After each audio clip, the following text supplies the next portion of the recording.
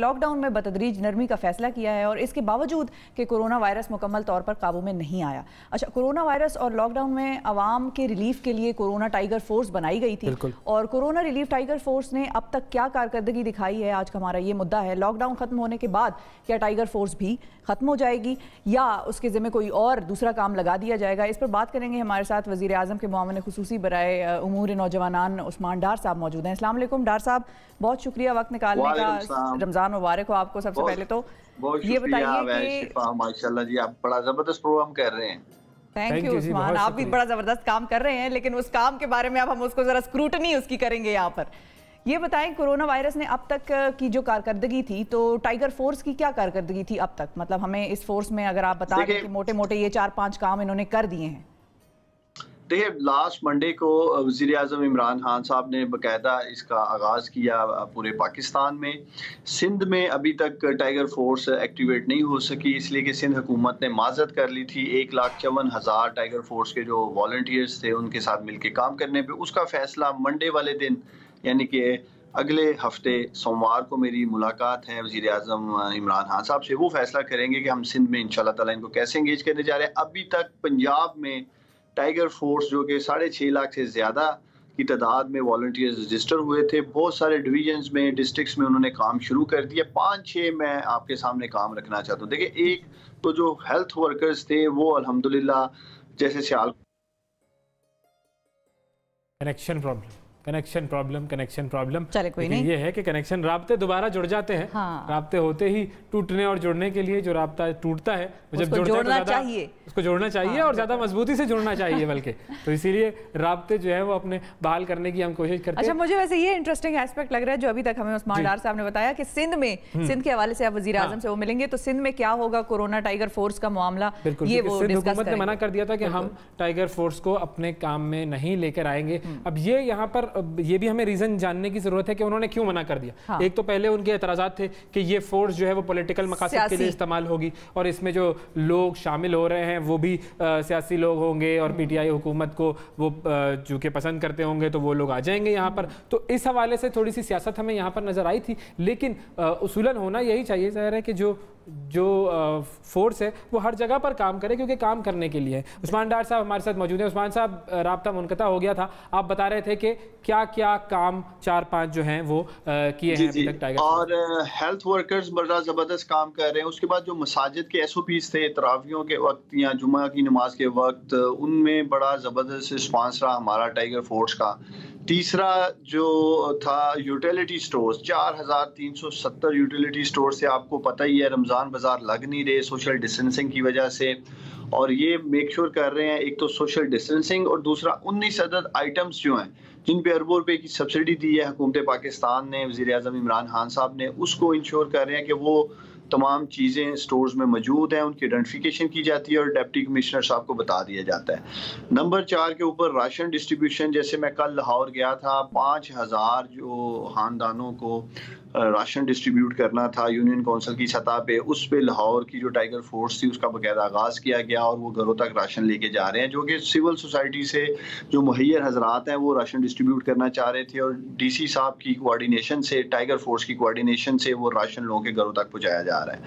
5वीं चीज़ जो इम्पोर्टेंट चीज़ थी, वज़ीर आज़म इमरान खान साहब ने एहसास लेबर का ऐलान किया जो बेरोज़गार हो चुकी है, उसका अंदराज जो कि ये वेब बेस्ड पोर्टल है और हमारे तमाम जो टाइगर फोर्स के वॉलंटियर्स हैं वो थ्रू पोर्टल रजिस्टर किए गए और उनके पास स्मार्टफोन्स मौजूद हैं, तो वो यूनियन काउंसिल की सतह पर इंदराज करने में बड़ा हेल्पिंग हैंड है उन तमाम बेरोज़गार मजदूरों के लिए। यूनियन काउंसिल के ऑफिस में बाकायदा डेस्क बनाया गया है जहाँ 3 से 4 टाइगर फोर्स के नौजवान बैठे हैं यूनियन काउंसिल के सेक्रेटरी के साथ, और वहाँ पूरे पंजाब भर में, इवन खैबर पख्तूनख्वा में, सिंध का मैंने जैसे आपको का फैसला हो जाएगा मंडे को, बलूचिस्तान में भी 15,000 के करीब रजिस्टर किए गए थे टाइगर फोर्स के नौजवान, तो वो रजिस्ट्रेशन में बड़ा ज़बरदस्त किरदार अदा कर रहे हैं। इसी तरह एहसास सेंटर्स जहां 12,000 रुपये दिए जा रहे हैं उस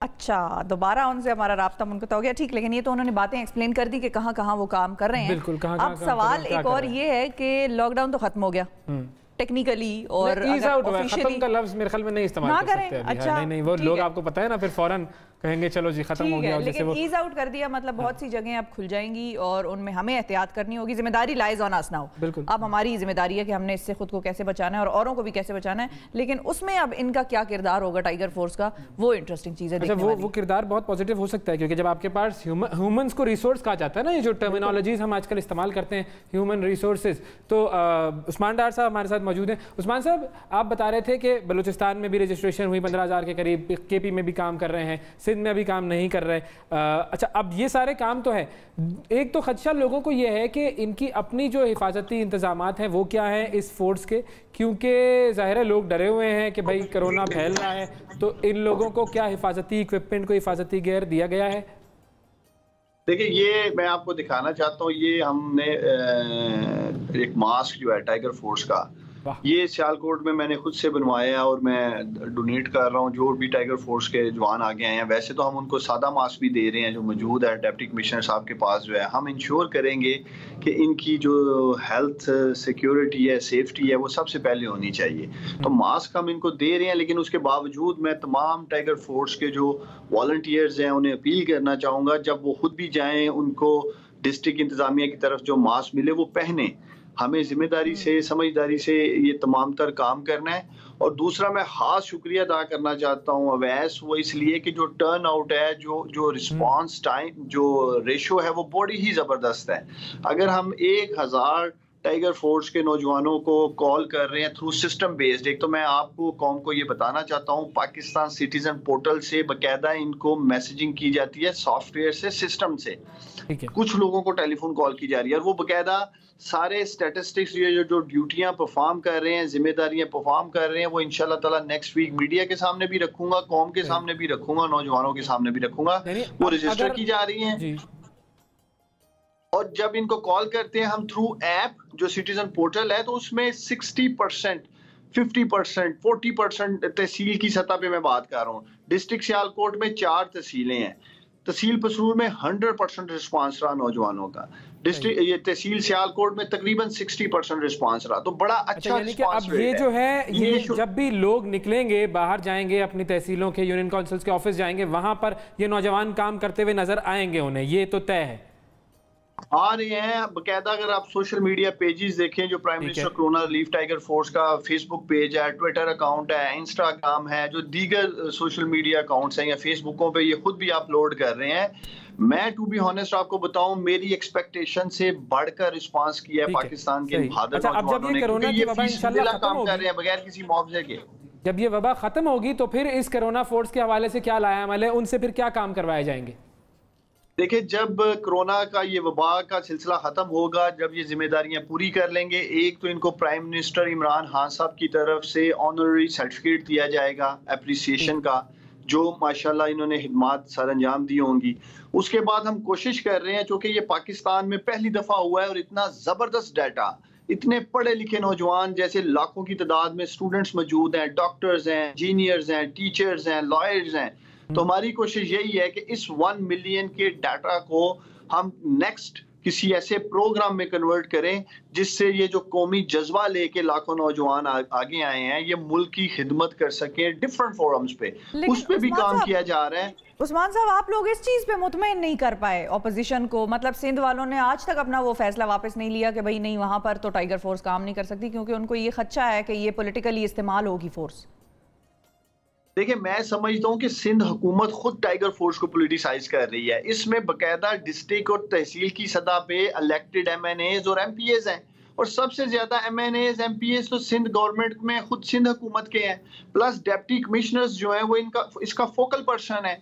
तो सिंध हुकूमत को ही 1,54,000 नौजवानों की जिम्मेदारी सौंपी गई थी कि आप इनके साथ मिलकर काम करें, तो हम कहां से आ जाएंगे, या हुकूमत इसमें कौन सी ऐसी फंड्स की एक्सेस देने जा रही थी? अगर सिंध हुकूमत की नीयत साफ है, अगर सिंध हुकूमत वाकई ही सिंध के लोगों की खिदमत करना चाहती है, तो फिर इन 1,54,000 नौजवानों के कौमी जज्बे की तहजीक नहीं करती सिंध हुकूमत।